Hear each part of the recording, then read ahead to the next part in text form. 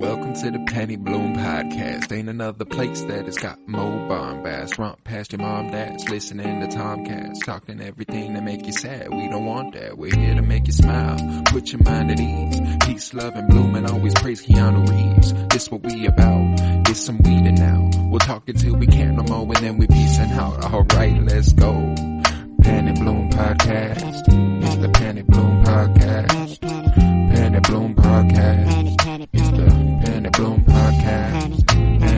Penny Bloom Podcast. Penny Bloom Podcast.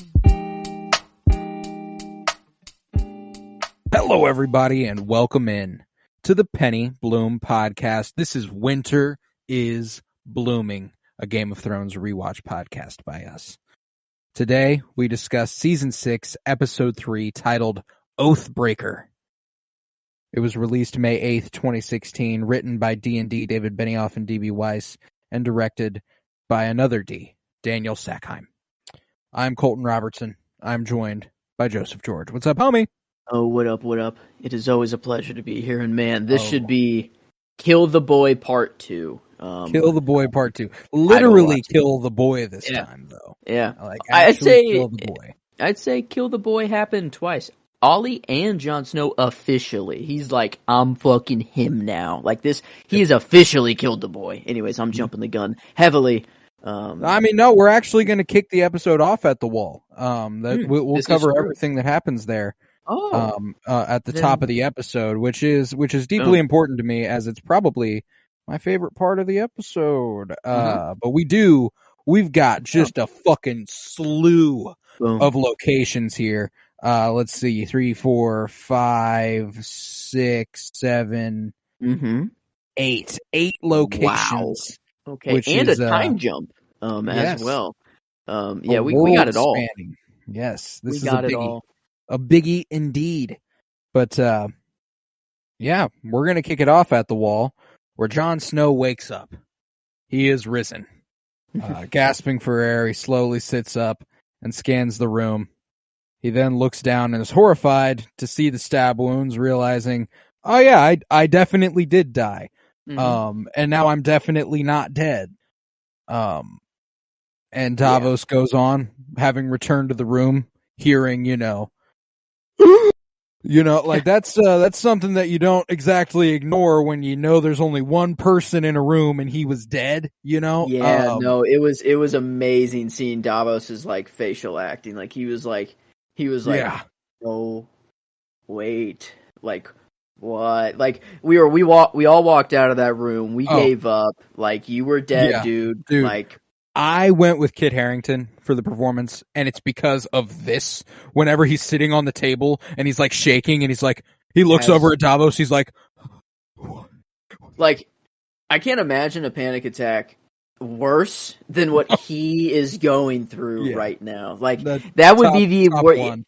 Because also he's asked, he's immediately bombarded. He's like, "Well, I'm what's so glad." that like? What? Hello, you must be the prince that's promised. What did you see when you died, dude? Like immediately just bombarded. He's like, nothing. Nothing. Nothing at all. And it's like, I'm here. I shouldn't even be here. He's immediately questioning it. He's like, oh fuck, that's this scene an experience to go through. Hard. Like this episode is so good because I thought for sure this was going to be my scene, and it's not. But like him and Davos sitting down, and him asking him, do you remember anything? And John's still, in shambles. He's like, yeah.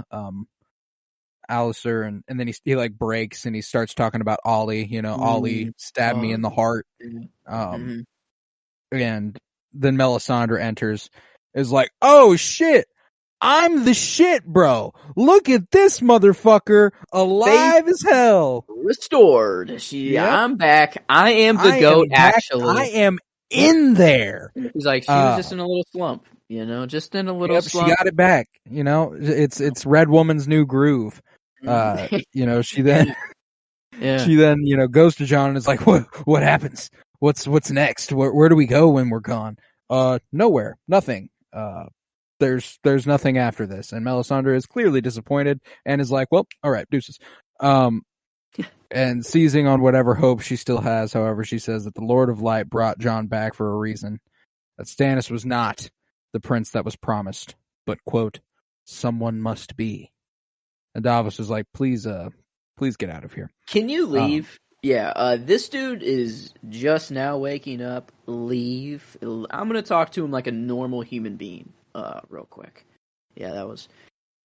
Yeah, I don't know. That was Melisandre very, I guess, eager to know. It makes sense. That's like her whole life. And but have a little empathy, I'd say.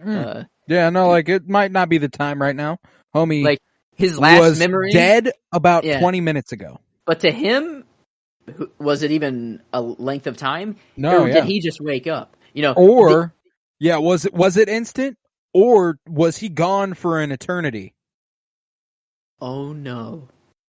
Oh no! There's no telling. Is it a thing where like it's just like nothing happened, he just wakes up, or was homie gone? Like gone. Shit. Oh shit. Yeah. I mean, he does come out seeming the same, but obviously a little different, like he will be different. Well, and that's the thing, is that he didn't experience, like, there's nothing, so he didn't experience anything. It's not like he was trapped in him, nothing. It's instant and an eternity at the exactly. same time. Like, could it's be just, either or. There's nothing. Like, it doesn't even, it's bizarre. It's a bizarre concept to wrap your head around what that must have been like, because we literally have no way of knowing what that must have been like. But no. Only I've been on the brink one time, and I had an experience that people say that you normally have, like out of your body, looking at myself, like, but it wasn't really the room, but it kind of was. It's like bizarre. Indescribable almost. Yes, it was. It felt, no words were spoken, but I understood there was words being. It's very hard to explain every time I try to do it, and I never do it well. Yeah. But it's like it was very weird, very, very strange, very dark. No light at all. I mean, like barely. Like it was honestly like the only. Yeah. Anyways, diving crazy deep into there, but yeah, I don't think Jon had any of that. I mean, he didn't have near death. He had death. So yeah, this was rough. That's a rough one. That's a rough one. But yeah, I love the line that Davos delivers after. He's like, "All right, you were dead, and now you're not," which to me seems completely fucking mad. So I can only imagine what it must seem like to you. Yeah. Like, oh my god, he's like, I shouldn't be here, man. Davos is like, well, I mean, you are, you just are. Almost. Like, I tried to do what I thought was right, and they killed me for it. Why am I even here? And Davos is like, I don't know. We may never know, but it doesn't matter. You are here, so let's keep on living as long as possible. And Jon, he's like, he thought he knew how to, but he isn't sure anymore. He says, I failed. Davos goes, good. Now go fail again. God, Davos almost took the third character nod in a row. That is what I was about to say. I was like, Davos, it was the first scene of the episode, and he already is popping off, and I threw him in there. He was first. And then, dude, there's some, I don't know, there's just like a lot of really cool, wonderful character moments in this one. Yes, frankly, like, I mean, I took a peek at whose yours is, and it's a great contender. But the reason I went with my second choice was Davos. Yeah. And the only reason I didn't is so that he wouldn't have the first 3 character nods of season 6 for me. I mean, he deserves it though. He's like, he's the glue. And we'll see. Maybe I return to this state, but there's an action taken by my character that I was kind of like, oh, okay, I fuck with that. But we'll get there. After he is recovered to an extent, Jon dons his knight's watch armor and the Lord Commander's cape and walks into the courtyard. And many of the free folk and his fellow brothers arrive before him in awe. This is the scene I was talking about last week, where everyone's like, yeah. Oh, I mean, duh. Like, I think I'd pass out probably. Mm-hmm. I don't think I'd even remain conscious. But I love that you just see him sitting by the fire, just looking down. I thought he was just thinking, just like kind of looking all stoic. No, he's looking at the bloodied, like, Mm-hmm. whatever you call that. I don't know. Tunic? I don't know what, like, the leather thing that Yeah, just all the probably. Yeah, wounds are on. Like, I don't know what you call that thing. But anyways, the vest. skimpy little corset. It's like a vest leather Yeah. thing. He looks at, that's what he's looking at. His bloody, like his own blood, just by a fire. Like that shot. Oh my God. Like that, like this is, from this point on, it's my scene. Like I was like, they ended the episode with this for a reason. He's the cliffhanger material. And it just also, I thought it was executed just very well. And like there's it's a series of just wonderful little moments here where, when he is risen and he's walking out and, he gets to Tormund at the end of the line, who's like, they think you're some sort of god. And he's like, I'm not. He's like, oh, I know. I've seen your pecker. What kind of a god is a pecker that small? Damn. And then he gives him a hug and he's like, and this is, what's crazy is I didn't realize that like Tormund and Jon's friendship really, like, it's been developed obviously since Hardhome really is when that really Probably solidified it. Yeah. Yeah, that put them on the, like, we're here, we're homies, we're down. This is like, we are inseparable for life, brother. Like, this is it. You're the most interesting guy I've ever come into contact with. Yeah. There's no way I'm leaving. Like, sorry, whether you like it or not, I'm sticking around. And I love, like, every time he hugs someone, like, Jon, he's like, oh, like, yeah, man, like, I did just get stabbed 6 times, guys. Yeah, or like, it's a lot. It's a lot right now. But he sacrifices that pain for Dolores Ed. Yeah, Dolores Ed here, man. The reunion gives him there. That hard hug too. And you even heard. You didn't see his face. It showed it like after, but like you heard like I don't know. At least on the subtitles too, it was like a little groan. Hard whisper or something. I don't know. It was like something a little extra oomphy. But no, this was. But, awesome. He's like, your eyes aren't blue. Is that still you in there? And he's like, we can hold off on burning my body for the time being. And Ed goes, that's funny. You sure it's still you in there? Another great little. Yeah, are you sure you weren't this funny? You weren't funny. You were funny, but you were this like chill funny before. Yeah, what do you even do, bro? Like what? Like you've just woken up from being dead, like. And not just like dying, murdered. You just woke up from being stabbed in the heart. Like that's. And then you walk outside, and some of the first words you hear, these people think you're a god. That's the first thing you hear. These people think you're a god. Like, not only that, but like you said a second ago, the red woman was immediately like, you're prophesied. Yeah. Like you. If it wasn't Stannis, obviously it's you, dude. Like. You're welcome. Welcome back to life. Hope you had a good sleep. And then he walks out and they're like, they think you're a god, man. And I love that, like, this is why he's down with Tormund. Tormund doesn't get caught up in bullshit like that. Like, he's like, I don't think you're a god, brother. You're just my dude. You're my homie. Like, that's all you are, man. And that's fucking awesome. I love that scene. But sometime later, Jon oversees the hanging of the traitors responsible for the mutiny. Bowen Marsh. Yes. I misspoke a little earlier. I jumped the gun a little too early. Yeah. But Bowen Marsh, Othel Yarwick, Alistair Thorne, and Ollie. Jon asks if any of the men have last words to say, and Bowen says Jon shouldn't be alive. It's not right. And Jon coldly replies, neither was killing me. Yarwick pleads Jon to write his mother in White Harbor that he died honorably fighting the wildlings.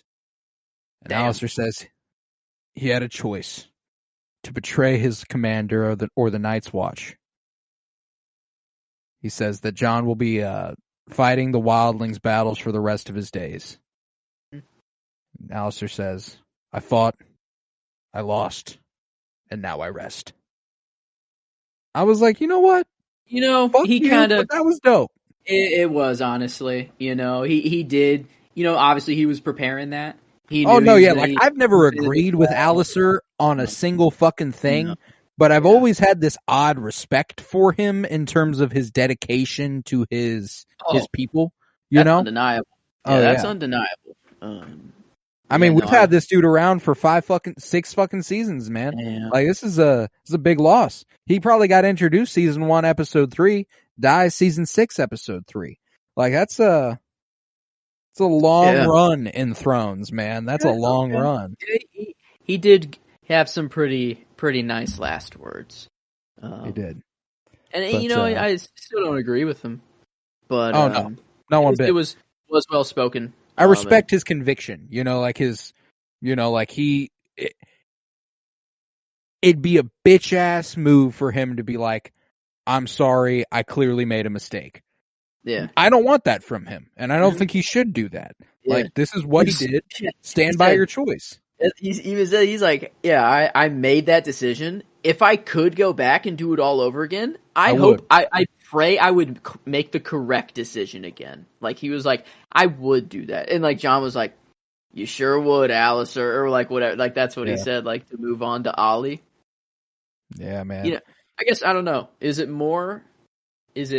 like, I don't want to use the word badass, but, like, is it better to die like Alistair did and kind of have it well spoken, or just nothing? Just nothing. This was the moment for Ollie where I was kind of like, you know what?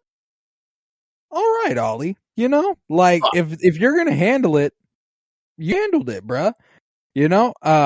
Fuck Ollie for till the end of my days. That's the thing. He had all that time to think of something in the cell. He knew he was dying. He had all that time to think. He couldn't get anything. He's a fucking uncreative coward. He couldn't even come up with anything to say. One dude was just like, please tell my mom that I died fighting wildlings. Ollie couldn't even come up with fucking shit. Yeah. Die, kill the boy. See you later, Ollie. Thank you for primetime television that I can never say outside of the show that I enjoyed watching a child die and hang and literally focus on their face after they are gone for a long time. Frankly, I'll never forgive him for killing Jon, but more so, I'll really never forgive him for killing Ygritte. It was, I mean, he double tapped. It was already like, fuck you, Ollie, dude. You suck. And now, I mean, Ygritte, it was already bad enough. And then we just knew he was going to kill Jon as well. Well, and then after that, the woman who Jon loved is killed by this kid, and he takes the kid under his wing. That's what he does after that. Yeah. Brother, you gotta have some common sense, man. You gotta know what the right side is. And I understand, your village was raided, your parents were killed, so was everybody you ever knew. Oh, poor you. Got the Night's Watch, dude. You look around. I mean, there's some pretty bad people there, actually. I love the overhead shot of the entire Night's Watch, and it's just 35 dudes, or like, I don't know, like, I mean, it's like literally half of them are wildlings. Like, most of the people there, like, aren't really even Night's Watch. Wildlings. Like, when he's walking through the crowd, when he comes out, it's mostly wildlings. There's like hardly anybody in black. But the 4 that they just killed was actually like a big hurt to the Night's Watch. They needed those 4 men. I've actually lost Jon too. So Jon, he's like, fuck this shit, cuts the rope, kills all 4 of them. Jon looks at Ollie's lifeless body, and afterwards Jon takes off his cloak and hands it to a confused Ed. Jon says that Ed can do whatever he wants with the cloak. You have the wall. And then he delivers my favorite line of the episode. My watch is ended. Is it weird that I cried? It, like, I didn't think I was going to cry, and then right when he said it, it just, like, boom. Like, just kind of out of nowhere. I didn't cry, which is, I think that's an interesting response. Like, I think that it was just like every time I've ever watched this scene, it's just like an overwhelming fuck yeah. You know what I'm saying? Yeah, it was more happy tears. Yeah, no, yeah, I feel you. For sure. It wasn't like, oh no, I want you to stay at Castle Black. No, yeah, for sure.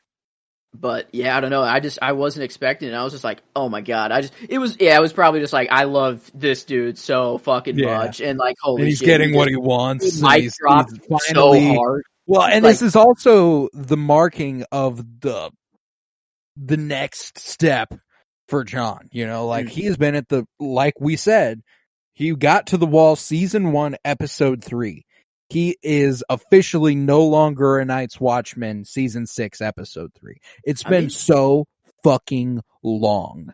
He did die. This is fair. This is in the rules. What kind of pisses me off is that this episode's titled Oathbreaker, and I can't think of a single other person that would be for, besides Jon. But I think he got off on a loophole. Yeah. Until I don't know what the words are, but I'm assuming it's like until you die, you know, like until you die. He did die from this day until my last, or something like that. Oh, okay, fair enough. So I guess technically it's not his last. So fuck it. He had the right to leave. If a mutiny has been committed unto you and you got killed during said mutiny, you get to leave if you come back to life. At least you got to hang a 13-year-old kid before you left. You know, it's like, boom. See you later, guys. He could have gone off on them. He could have said something way cooler. You know, he could have been like handled his business, walked away. Break the wrist, walk away. Yeah. Man. But that concludes the story in that location. It brought us my performance and my line. And now we will move on to the Narrow Sea, where Samwell Tarly, Gilly, and her son Sam are sailing on a ship to Old Town, and Gilly and Sam have never been on a ship before. Samwell is not doing so well with it, and Gilly is having no trouble at all. And Gilly assures Samwell that it won't be long, and says that she can't wait to see Old Town. Ship's captain told her it's the most beautiful city in Westeros. And Samwell's like, yeah, so actually, you can't go to the Citadel.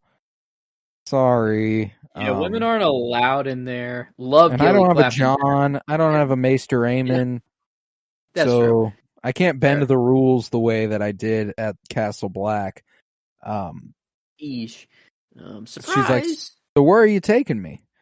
Well, I'm going to take you back to my house, Horn Hill. My father's, he's my father, but my mom is lovely, and my sister's very kind. And they'll do whatever they can to protect you and your child from harm. And despite some unease, Gilly promises to follow Samwell and let him decide what is best for them. And I love the little exchange after. He's like, I would have much preferred that you start yelling and throwing things and you got upset with me. Like, that would make this a lot easier. And then what I originally went with and typed in for my line was, I would never do that to the father of my son. Bro. Oh, and then he vomits. Man. It's perfect. Yeah. It was, I mean, perfect scene for them too. But it was like, it was a nice little moment of like, it was like, it's officially said, Gilly it was very heavily implied, and like, I'm, by Sam more so, but like, this is like the first, full, I don't know. I feel like, has she ever called Sam his father before? Yeah. I don't believe so.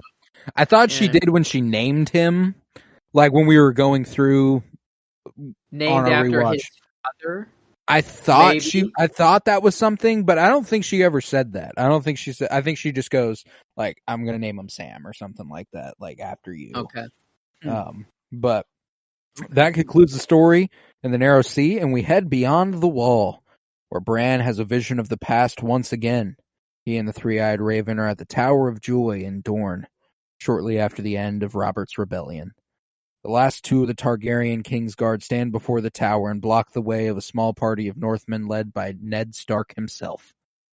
The Three-Eyed Raven identified one of Ned's companions as Howland Reed, Mira's father. And Ned tells Sir Arthur Dane, the Sword of the Morning, and Lord Commander Gerald Hightower to stand down, and asks why they weren't at the Trident. And Sir Arthur states that Rhaegar ordered them there to guard the tower. So there they remained, even as Rhaegar and the Mad King both died. And Ned asks where his sister Lyanna is, but Dane simply wishes Stark the best in the wars to come. The two Kingsguard draw their sword, with Sir Arthur saying, "And now it begins," to which Ned replies, "No, now it ends." Almost gave Ned Stark the good old character just because it's possible. It is much better than last episode. You know, I said I gave this my scene because I wanted to give it some love. I like that. This goes nuts. This is a crazy, probably the best choreographed fight in all of Thrones, where the two sides clash. Dane making short work of a few as he wields two swords. They start doing 1v4 Sword of the Morning versus Northmen. Like Darth Maul. This is like Obi-Wan and Qui-Gon and Darth Maul, but times two. Yeah, dudes.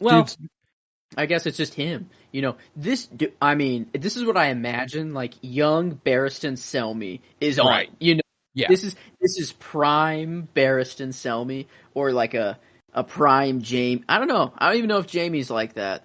No, I don't think he ever was. I would wager that if Arthur Dane had lived through the Sword of the Morning, he would be known as the greatest swordsman who ever lived. Yeah. I mean, maybe this is why Ned is known as a good swordsman, but like it's like actually kind of like oops. Like not real. I mean, Ned was gonna die, dude. Like this was Ned was gonna get it. Like this dude had oh my god, like this dude was insane. Yeah, they get to a 1v1 there, and Bran's like, yo, he's much better than my dad. How the fuck does he win here? And the three-eyed raven goes, does he? And he goes, yeah, he does. I've heard the story 1,000 times. And Dane easily gains the upper hand and kicks Ned's sword away from him, but is unprepared for Howland Reed stabbing him through the back of the neck.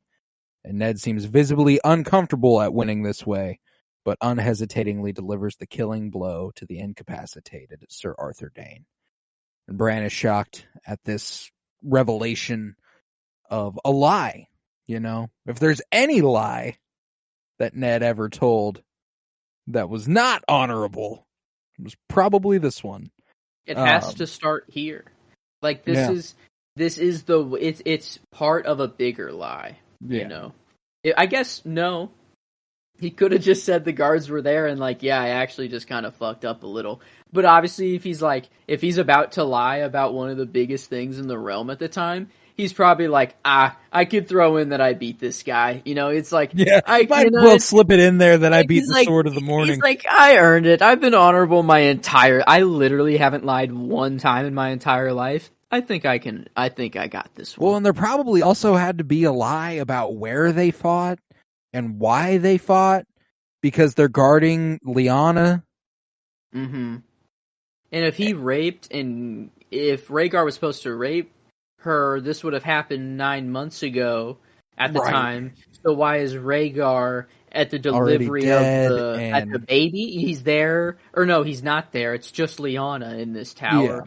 So he just put her in this tower for 9 months after he raped her. So it's like, it's, I don't know.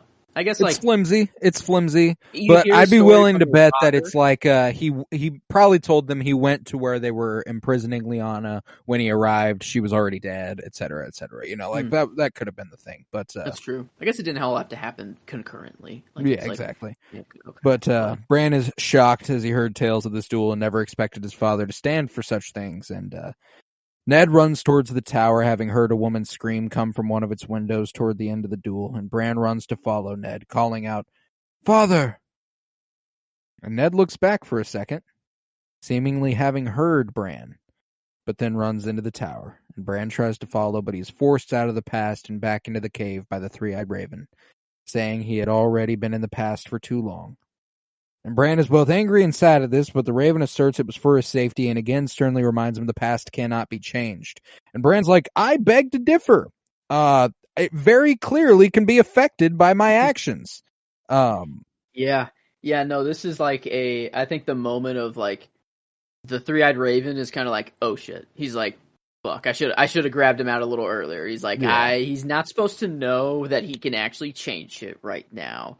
Oh fuck. Or maybe this is all part of the plan. Maybe this is like to let him know that he can actually. I'd wager that Bran is specifically powerful enough to impact the past, and the Three-Eyed Raven, as we know him now, does not have this capability. Oh. Okay. Wow, I guess I would have just thought that he had, like, he knows that he can affect the past if he wants to, but he chooses not to, sort of thing, you know. That would make more sense, but it's the way he says it. Like, it cannot be changed. Like, it can't.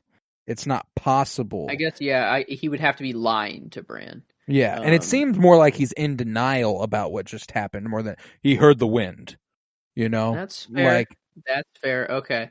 Yeah, okay. Or maybe maybe the Three-Eyed Raven is capable of affecting the past, and he simply never attempted it. You know what I'm saying? Like, maybe he's like, oh shit. Like, oh wow, fuck. I've been here for this fucking long, and I could have changed shit. He's like, I could have sped this up way faster. Yeah. Or whatever he's doing, I don't know. He let the roots grow through him, you know? Yeah. How does he live? Yeah. What do the children of the forest just bring him food? And like he just shits?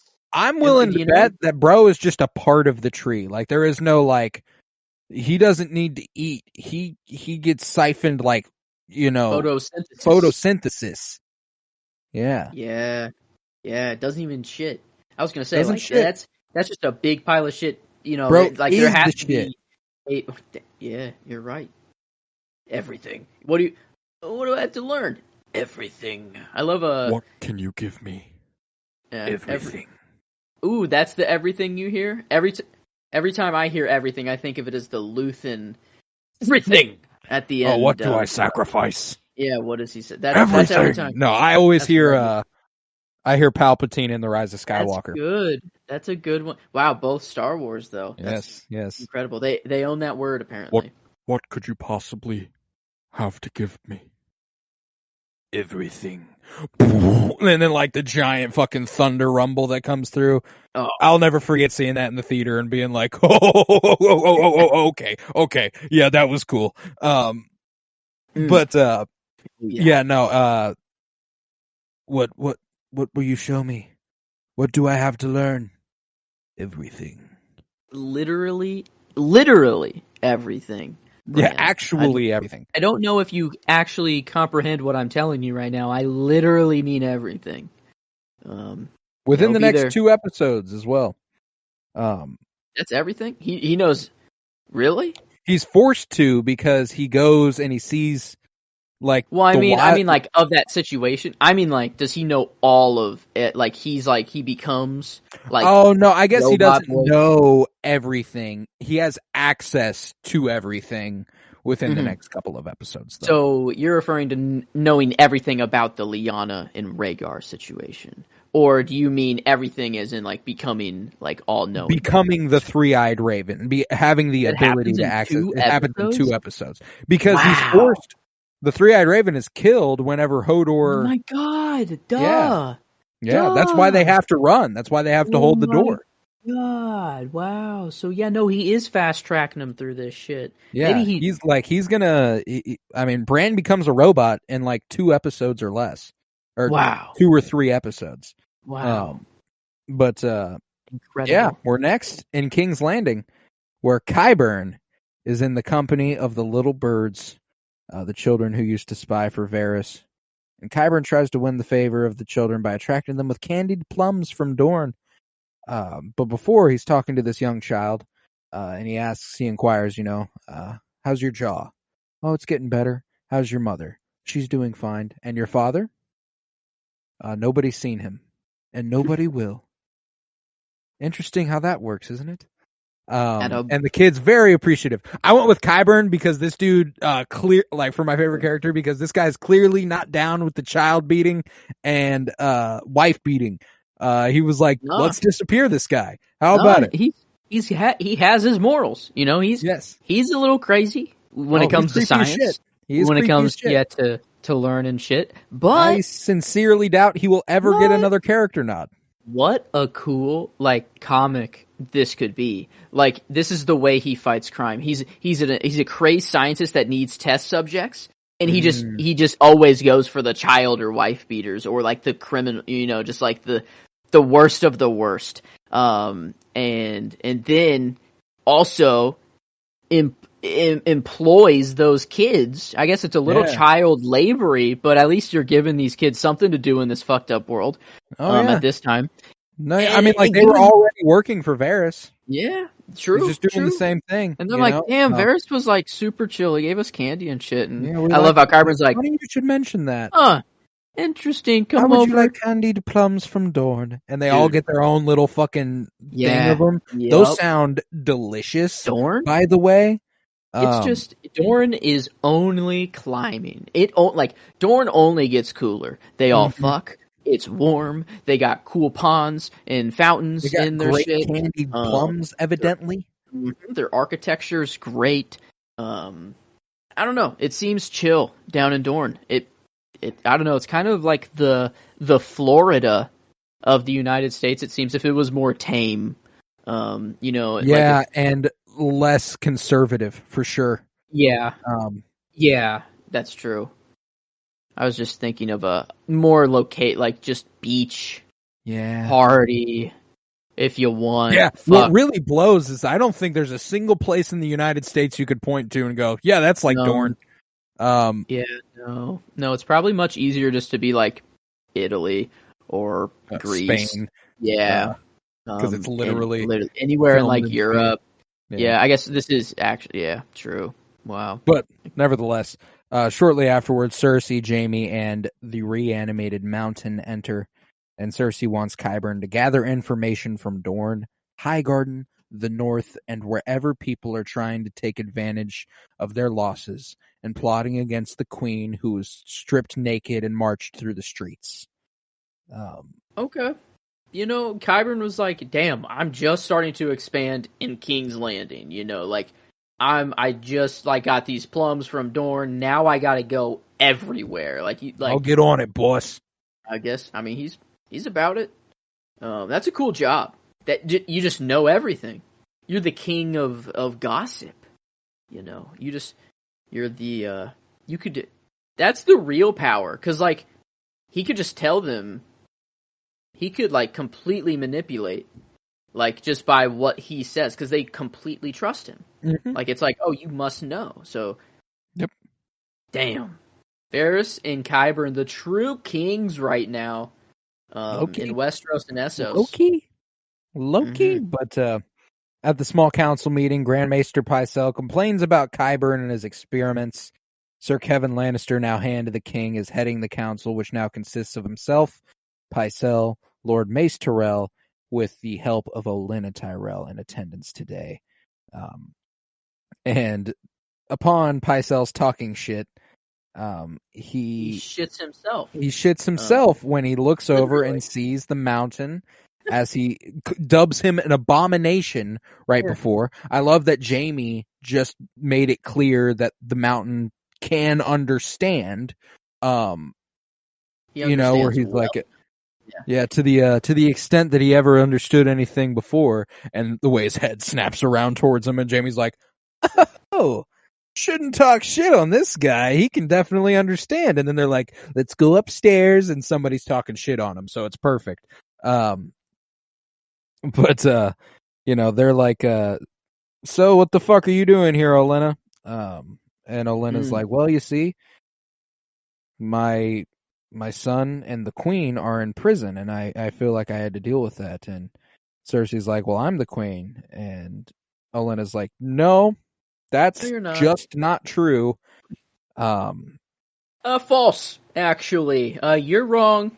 Sorry. Sorry to inform you. The person who married the king is the Queen. Oh, man. God, it's insane. And I love that they're like, why don't we just have the Mountain go in there, just fucking kill them all? And Cersei's like, oh, don't worry about it.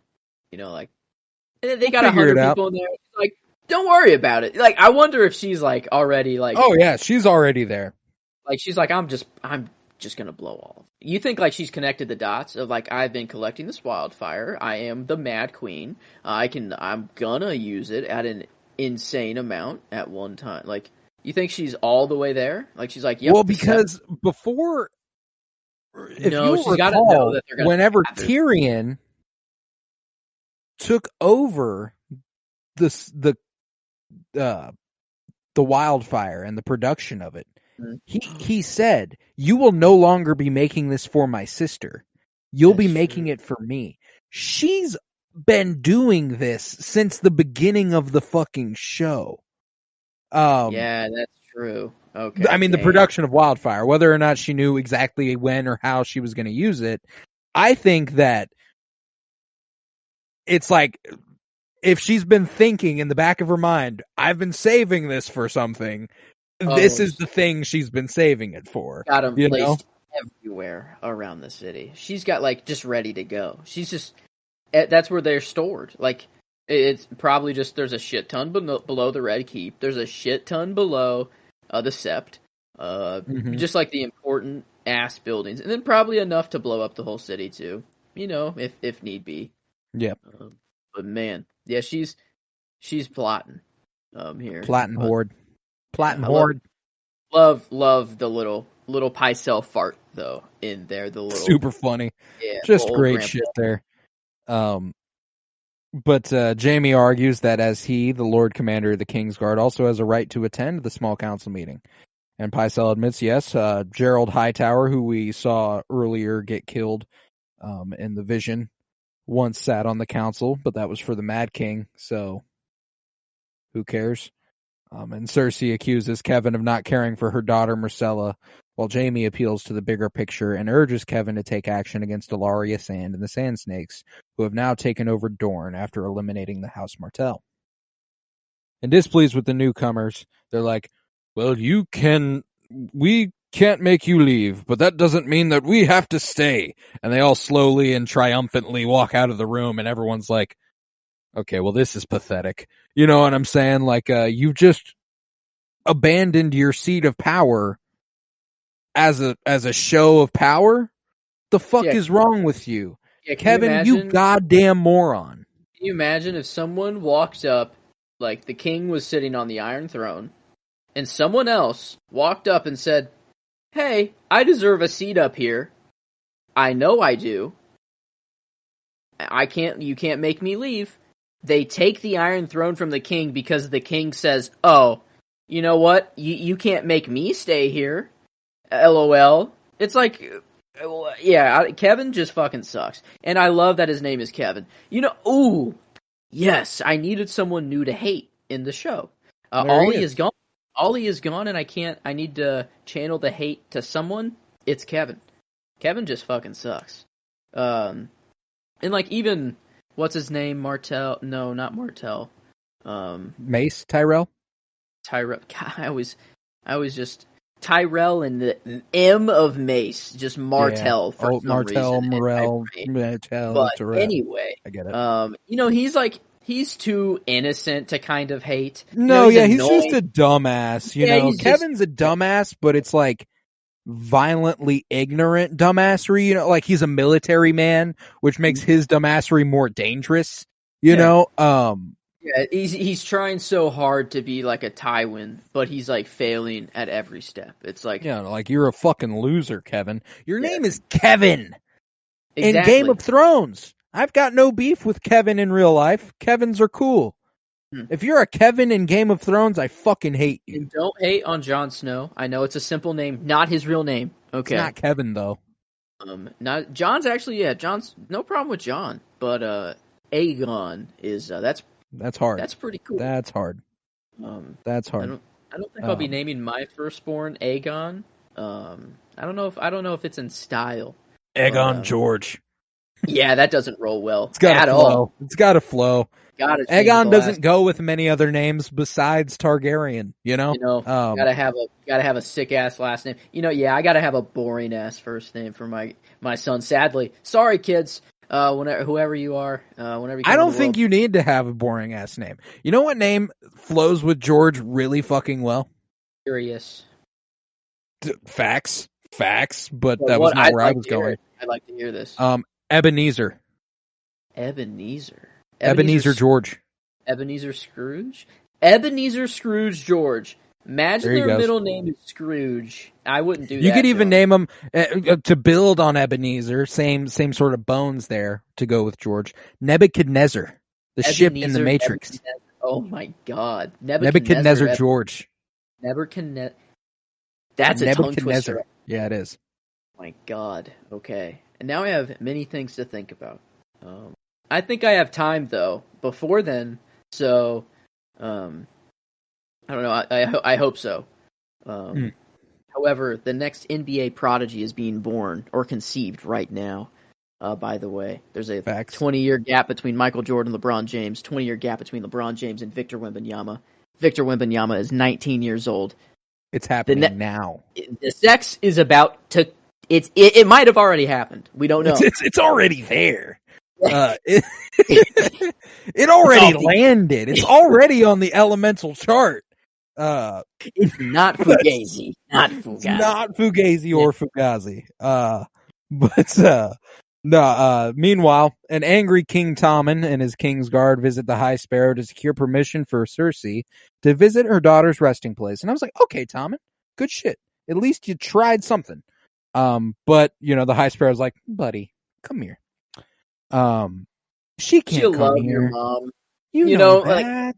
Like, I love how he just twists everything into like, oh, but you already know this. Like, obvious. He's like, you're a smart boy. Yeah, you felt the love of a mother. Don't you love your mom? She loves you. I never had that. I don't have a mom. You're lucky. Like, I love the way he's just so gaslighting, manipulative of this straight up child. And Tommen's like, well, your self-righteous treatment of Cersei, she's atoned, what are we gonna do here? What's going on? And the High Sparrow's like, sorry, bud, but I gotta put your mom on trial. He urges the young king to turn to the Seven for wisdom. And before Tommen leaves, less angry and more uncertain, the High Sparrow tells him that the Seven have worked through his grandfather and mother, even though they may not acknowledge it. Do you remember what happens here? With like the High Sparrow, like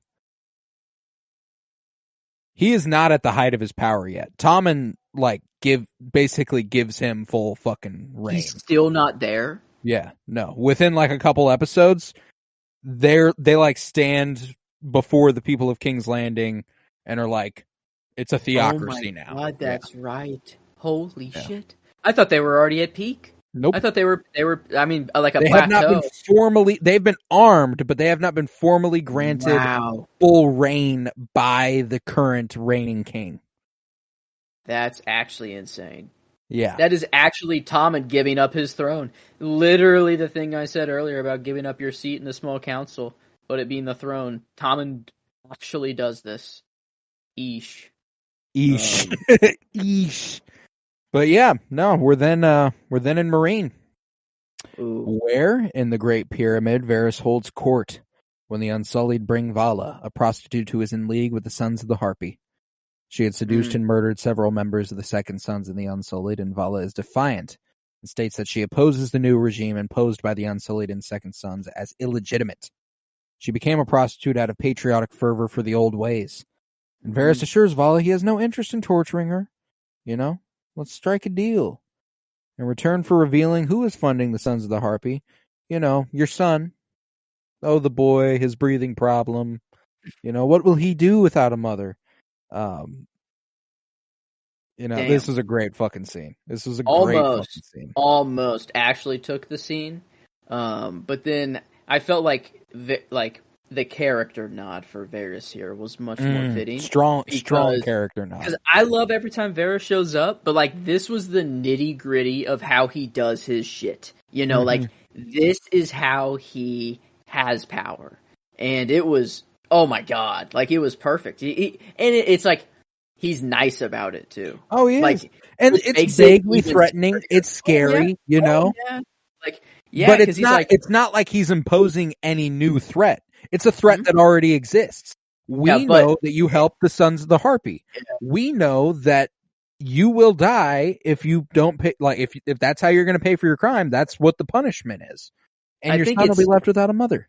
Is it that they all know, or does Varys only know that because of the whispers and stuff? So he's basically like, I know that you did this. I won't tell anybody. I won't tell the queen. You know, you just got to give me all this information. I suppose so. Yeah, like you give me all this information, or if you don't, I mean, you're already sentenced to die. I know you did this. Sort of like it's like he's not going to kill her, but he's like, you're going to die whenever I tell them you're the one who did this. Right. Sort of thing. Because this is him finding out the information, because he then goes upstairs and then immediately is like, Volantis, he's like, this person is in all the masters. He knows everything, It's also very funny that Vala knows everything. She's like, yep, I know exactly who's funding the Sons of the Harpy. It's these people and these people and these people and these people. They probably have meetings and shit. I don't. Yeah, she must. I mean, she's clearly important. She's there all the time whenever they're getting killed. But it's a cult, I love the way he walks over to the silver. He's like, yeah, we're gonna have to bring the Unsullied in here. It's way too heavy for me. Like, it's a lot of fucking money. You could have a really good life here. A boat prepared, mother and son. I mean, damn, this wallet is fat right here. I mean, I'd hate to pick it up. I mean, you could have a soldier literally carry this for you. You'd be stupid not. Yeah, like, I mean, how do you turn that down? That's like, you God don't. Damn.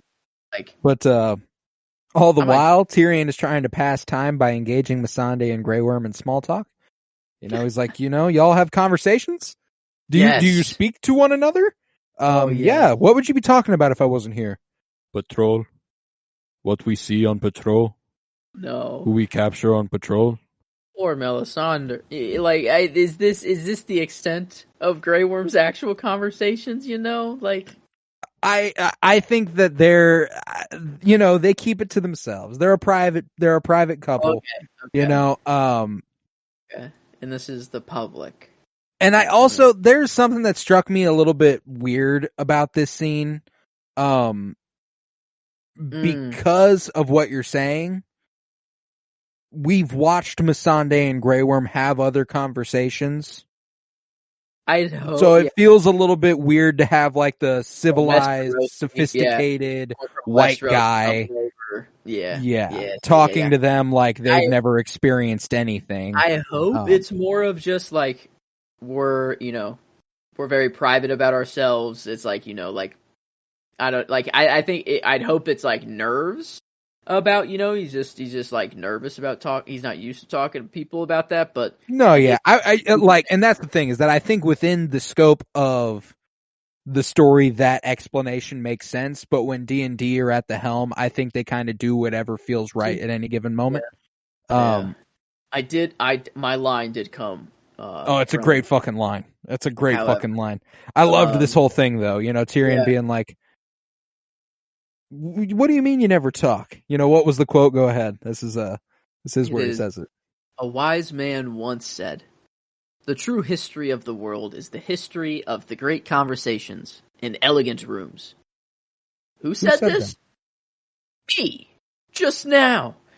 And like, Missandei and Grey Worm are incredibly unimpressed by this. No emotion, nothing at all. And he's like, okay, no conversation. Games. Y'all like games? Yep.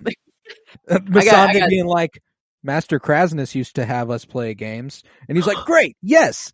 Only the girls. No, not that. Yeah, no. Do you guys drink? No. Okay, well, I have a game. Maybe we can play without drinking. If I say something about you that's untrue, I drink. If I say something about you that is true, well, maybe we can't play without drinking. But before Tyrion can embark officially upon a game, Varys returns and informs them. He's like, "Oh, you took your time," and Varys is like, "Well, I was busy figuring out who funds the Sons of the Harpy. Sorry, guys." Rush art, fellas. You know, coming up. I don't know. Varys just strutting in. That like Varys got the character nod. Like I'm like, oh dude, I got to give it to Varys here. Yeah, he's like the wise masters of Yunkai, the good masters of Astapor, and the free city of Atlantis. And while Grey Worm advocates, he's like, let's fuck them up. Let's attack them. We did it once before. We can do it again. Let's ride. Like, well, that would leave Marine unprotected. Missandei's like, they only speak one language. We should speak it back to them. You know? I was like, okay. That's why Dany's just getting fueled. Like if that's her best friend, like right there, like hard as fuck. Oh my god! But no mercy. Yeah, Tyrion's like, can you trust your little birds with a message for them? Men, I do not trust. Little birds, however. I loved that whole thing. But that so concludes mysterious. it there. God, he's so cool. He's just what a mysterious guy. 3 locations left. We're heading to Vaes Dothrak now, where Daenerys walks in with the Dothraki towards Vaes Dothrak and is ushered into the Temple of the Doshkaleen. Do you recall when we were making fun of Vaes Dothrak for just being a couple horses in the middle of a fucking field and they had to walk through it? They very clearly got their budget up here, huh? No, this is very different than what we saw previously for Vaes Dothrak. Yeah, no, this was cool. I mean, this was like actually like, oh shit, they kind of like they're just secretive about it. Like they don't, or like they just put all the resources into this and this only, and then they just ride everywhere else. You know, like is this the only thing that they have built? You know, like is there any other structure in the Great Dothraki Sea anywhere other than I guess these giant statues of horses, the horse statue, and then the actual like Khaleesi. The Doshkaleen temple. So, and that's it. But even that's still like made of straw and like. Yeah, what the fuck? Who made that shit? That's actually where she ate the heart. In that same temple? Yes, like we spent a lot of time here in season 1. It's a very different setting now. Oh, that's Crownful King. We see that. Okay. I think this is the same. I think it's the same fucking place. Yeah, but, they do say like we saw you eat that heart. They were standing right here. They haven't left this spot. Literally, they can't leave. Oh shit! But they're brought there, and the High Priestess of the Doshkaleen orders the Blood Riders to leave and strips Daenerys naked, giving her a robe which the Doshkaleen wear. And as Daenerys puts on her new clothes, she tells the High Priestess that she will soon regret what she has done, as she was the wife of the Great Khal, the Queen of Meereen, and the Mother of Dragons. And the High Priestess is like, oh yeah, I was the wife of a great Khal. I thought that he would, she's really underselling how important she is beyond her relationship to Khal Drogo. Sorry, ma'am. I mean, like, I understand what you're saying. I understand the point you're trying to make here. Do you have 3 dragons? Also, she did not hope that he would conquer the world and she would be at his side. She hoped that she would conquer the world and he would be at her side. Very important principle difference here. I think she's also just kind of like, I spent my whole life here. I can't do anything else. So if you join, that makes me feel way better. This was an ego boost for herself, I believe. Because I don't understand her point of being like, this is the best option you have available. Obviously, not going back to your 3 dragons and Meereen or any of the other. She's telling her that's not an option. Like that's I guess like you can't leave. Like you can't. Like you were married to a Great Khal. This is where you go. And like when you've known nothing but the Dothraki, that is it. Like this is what you do now. And she's like, and this is the best you can hope for. Since you left after you didn't come here immediately, now they've got to figure out what they're going to fucking do with you. And the best you can hope for is this. Daenerys, she's like, all right, well, we'll fucking see about that. But, nice little quick scene there. Slow developing over there in Vaes Dothrak. just capture like her that's the traveling? season 6 finale is her. Wow. Or no, Going that wouldn't be the is season 6 she sails finale because she sails across the sea in the season 6 finale. So it might be like the middle of season 6 then. It might be coming up on that. She does sail the winds of winter. She gets to Dragonstone season 7 episode 1. Like that's the cliffhanger for her at the end of this season. Oh, she gets there? She set sail. Wow. I'm pretty sure that's the last thing we see in season 6 with Daenerys. So is her setting sail. Let's see. The Book of the Stranger. Is that next episode? Like, isn't it fucking absurd to think about where we end season 6? And then, like, the little bit of time that season 7 and season 8 is. Like, it's kind of like... yeah, that's crazy. It's been so slow developing her story. So slow. And then it's just like... fucking blitzing episode, the shit. Dany proves to the Dothraki who their true Khaleesi is, her in flames. I'm assuming she burns down that whole temple with all the... That's next episode? Mm-hmm. Holy shit! Yep. Okay, maybe not so slow developing. Like, they're just, they get there quick. Well, it's been slow. It's definitely been slow. That's a quick, she turns it up to 10 a little bit, pretty fast. Let's see. And then in the Door episode, it doesn't look like she pops up. It's just Marine. Yeah, well, all right. I'm glad to know that's next episode because there's some cool shit that still happens in Marine thereafter. We'll then head to Bravos, where a blind Arya Stark resumes her training with the waif and Jaqen H'ghar, the former of whom beats her repeatedly when she lies. And meanwhile, Jaqen has her mixing potions blindly, and during her training, Arya continues sparring with the waif while answering the question about her family and the Hound. Arya admits to leaving the Hound to die instead of killing him, despite wanting his death. There's a nice little moment here where she's like, "How many brothers do you have?" Or 5 brothers, and then slaps his hand.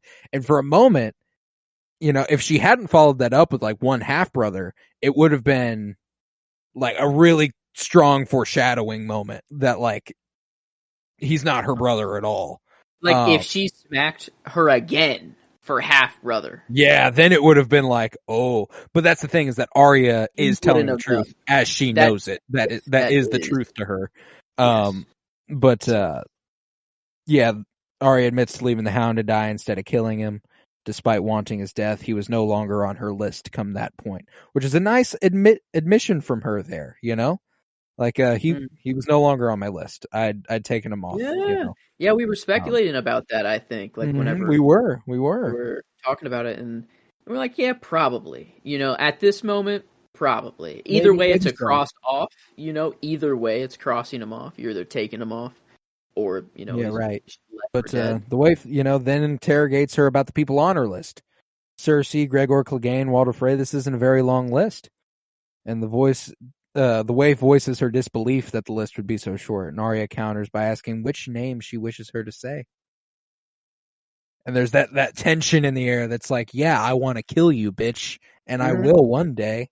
The wife, you motherfucker, I want to kill you right now. I would kill you right now if I had the opportunity. Yeah. But the wife doesn't believe her and tries to hit her.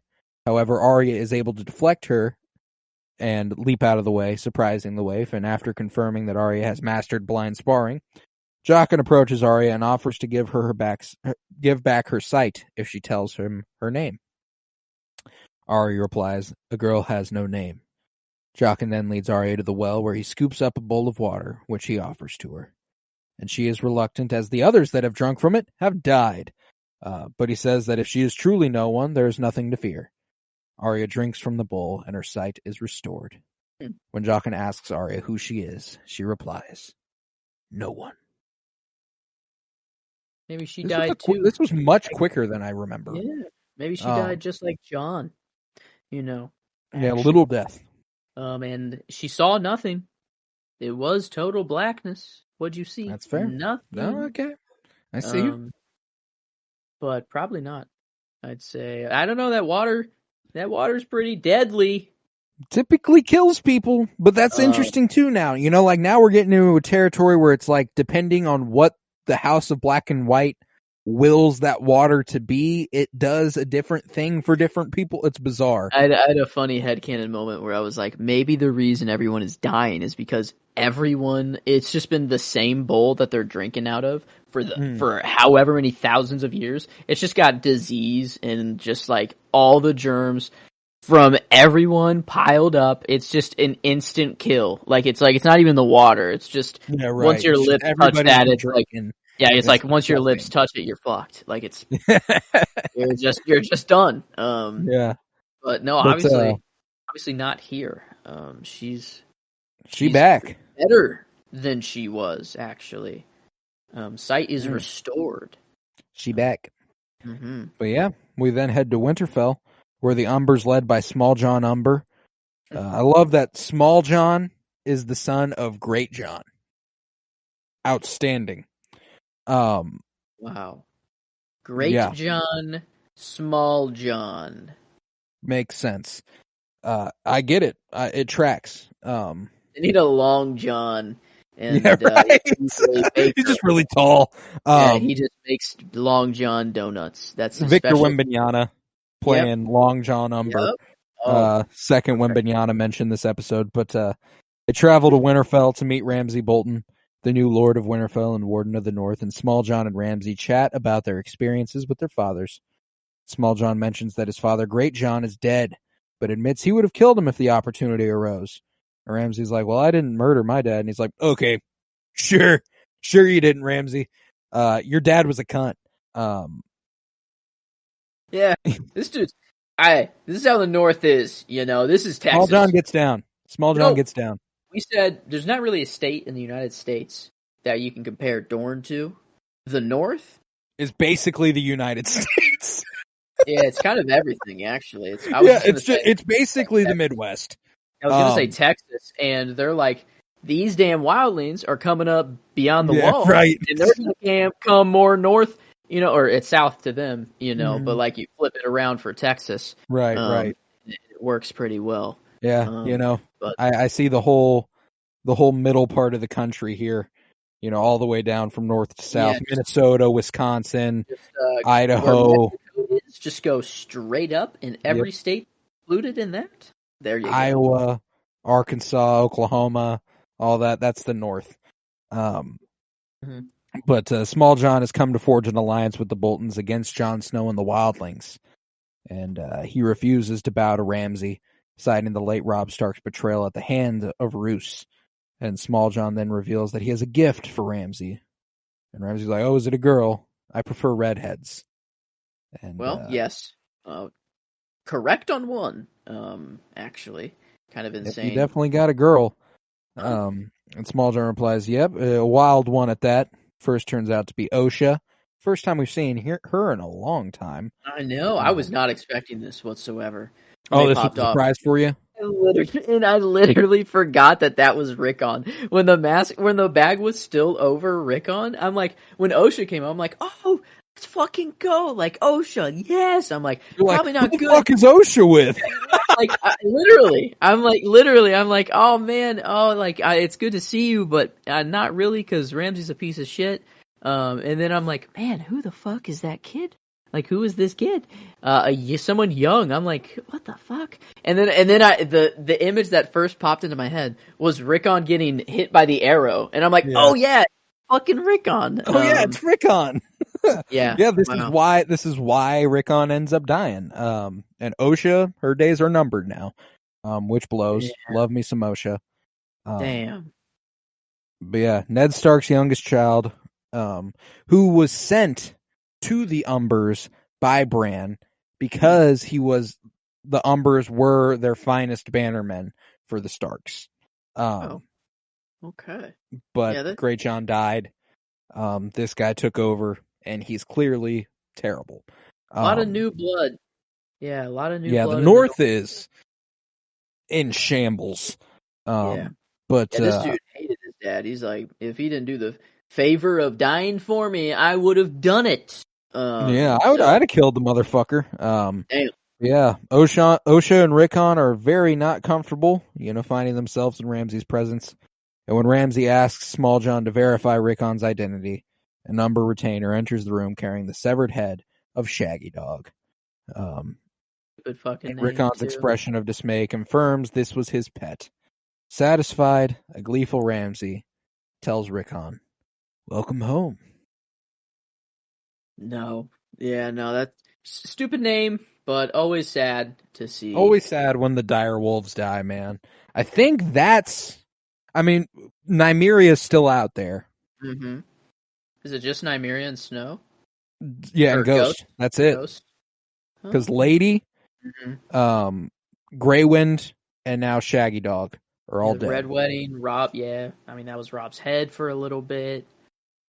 Lady got killed Lady at the got beginning of the killed fucking because show. of Arya. It was like season 1, episode 2 that Lady died. Yeah. Wow. And then Nymeria was... That was also the last time we saw Nymeria. Wow. We will see her before long, but... I don't remember how she pops back up. It's pretty random. And it's very temporary. Whenever the VFX budget will allow for it. Exactly. But yeah, Ghost makes it all the way through and ends up riding north with Jon and Tormund, and that's all I wanted for the guy. But yeah, that concludes the episode here, and it was another really good one. Yes, it was. I don't think it was like standout in any major capacity. It was good, solid. you know. It was just solid. Yeah. Yeah, it was solid. Like the Jon stuff, I think was peak. pretty. I don't think I've said that he got my performance as well, but he got both of them from us. And I don't know, the wall's always so good. I love the wall, and like I think it's so bright as well, and like the very stark contrast of all the black cloaks and everything like that. I think it's just automatically visually beautiful. But yeah, no, I think it's nothing. Yeah, I mean, like last episode, we gave a 9.75 for enjoyment. I don't think I'm up there, but it was. I think it's still better than episode 1, which we gave an 8.75. I think I might chill around a 9 or a 9.25. I'd agree. I have a great deal of enjoyment simply from the Jon scenes alone, really. But then you sprinkle in the stuff we got in Marine, and it really heightens it. Yeah, Qyburn's like that was nice. Varys, it was not like you saw how both of them function, which was really cool. The flashback with the flashback is dope. Yeah, the crumble cookie or the little. What am I trying to say? Breadcrumb trail. Thank you. Maybe. For Lyanna and Rhaegar's story. Yeah, maybe you're talking me into it. I think I might be there with a 9.25. I think I'm down for that. I was yeah, like the Jon stuff is damn, that was badass. But I'm remembering just how solid the rest of it is, and I'm pretty satisfied. Yeah, like I'm cool. Yeah. Okay, I think I like a 9. We said 2.5. Yeah, you like that? Okay, I did critically. What was last episode critically? 9.25 as 8.75. Yeah, a little bit better than season 1 or episode 1, 8.5. I think I'd agree. I think I would too. It was great. It was solid. There wasn't anything that like elevated it. I felt like they could have. I might even go 8.5. Simply because like it's not a standout visually. Yeah, true. It's fine writing wise. Like there's nothing that's like standout there. It's mostly just character moments that are really, really carried by the performers of those characters. True. True. Sam and Gilly, another good example of that. Just kind of like a cute Tyrion scene with Missandei and Grey Worm. Not well written, but extremely well performed. Okay. Yeah, I think 8.5 is actually fair. Which would shake it out to an 8.75, which places it third for the season anyways, a little bit above episode 1, but still below last episode. Oh, so second for the season. Yes. Oh, yes. 2 out of 3. 942 was last episode. 875 here, and episode 1 was an 858 and 86. So yeah, I think I dig that. I dig it as well. It got an 8.6 on IMDb. Okay. We got some goodies coming up with a 9 next episode, a 9.7 the episode after that. Then a series of 8s, and then 9.9 and 9.9 to seal the deal there at the end of the season. Crazy that at the end of the season we get the Battle of the Bastards. It's only like 5 episodes away. Little teaser of that as well, and then they kind of foreshadowed it a little bit. They're building that rivalry a little bit. Like it's distant. Let's take care of this bastard. He calls John the bastard. He's legitimate now.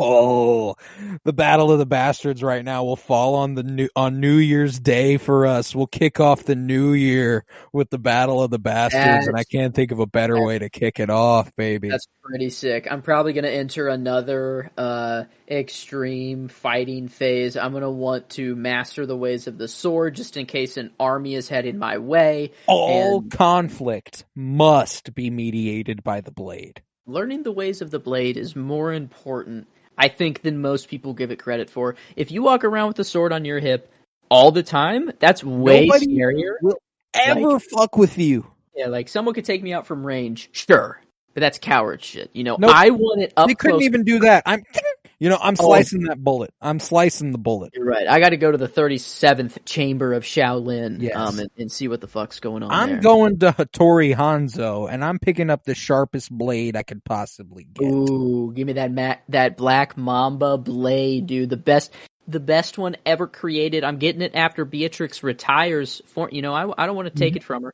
No, that's Uma's. That's Uma's. Yeah, after she's officially retired, I'll take it off her hands. All mine. But yeah, man, this was another great one, and I'm very, very satisfied. And we shall continue with our Game of Thrones rewatch next week, and I'm so very excited for season 6, episode 4, titled "The Book of the Stranger." Yeah. But yeah, in the meantime, we continue our coverage of comic book films this Friday with X-Men Origins Wolverine. Oh, I can't wait. A good old-fashioned shitter. It is the week of Thanksgiving, and therefore, on Thanksgiving, we plan to do another live commentary of a Star Wars film. This year will be Solo. Last year we did Rogue One following the conclusion of Andor. It felt fitting, and the year before that we did A New Hope, but that ended up getting scheduled for like February of 2022 because of the 52-year journey through film. It was our 77 movie. So, but that one hopefully will be out on Thanksgiving Day. I want to finish it in time to publish it Thanksgiving Day. That would be lovely. But we will also be kicking off a new director's spotlight this Wednesday, and that will be Michael Mann. We're kicking it off with Thief, which I'm very, very excited for. Fantastic film, fantastic director, and we've got a lot to look forward to there as we anticipate Ferrari coming Christmas Day. And I'm so very excited for that, for those anticipatory pods. But yeah, with that, we will conclude this episode of the Penny Bloom Podcast. If you would, head to patreon.com/PennyBloomPod, where you'll find over 50 hours of exclusive content. I recently wrote a review for The Marvels, a quick 600 word review, 660 to be exact, of the little spoiler-free, nice and easy read about the time I had watching The Marvels. Me and Joe recently told stories about his magical trip to a dispensary and my run-in with federal enforcement. They seem absolutely made up, but it's crazy that they're both real. Yeah, it's only like a 35-minute episode. It's nice and quick. It's a good one though. I loved looking at when I edited it, like the sound wave bar, because like the first half is you fully and then the second half is me fully, and it's fucking fantastic. I love it. It was beautiful. But that's a fun one. So for $3 a month you can get access to the audio episodes, the extra content over there, and if you just sign up for $1.50, you're only getting written content. If you do the $3, you also get the written content. You just also get the audio, and whatever else I might do, But yeah, if you would head to Twitter, follow at PennyBloomPod, follow on Instagram at PennyBloomPodcast, follow on Letterboxd at PennyBloomPod. Remember to leave a 5-star rate and review and to continue to download. We've already reached the goal for the year in downloads. Thank you all for listening. I appreciate it so dearly. It's on to the next year's goal, and we'll figure out what that is at a later date. Maybe just matching it. It's been such a good year. Like, I don't know how to expect much more. If it grows, fuck yeah. If it doesn't, hopefully it doesn't get smaller. If numbers are to be believed and math is to be believed, we're looking at a good next year. But we're I don't looking want at a nice curve right now. Yes. I don't want to get that in my head though. It doesn't really change anything. Yeah, mathematically, I think we're reaching. We're at a good place, but we'll see going forward. But yeah, thank y'all for listening. We're gonna do it no matter who's listening, no matter how many people are listening. But it's nice to know that people are. But yeah, with that, I believe we'll conclude this episode of Winter is Blooming. I was Colton Robertson. I was joined by Joseph George. Thank you very much, homie. Oh, thank you for having me. It's always a pleasure to be here. Oh, and it's always a pleasure to have you. And remember, peace, love, and bloom. And the true history of the world is the history of great conversations in elegant rooms.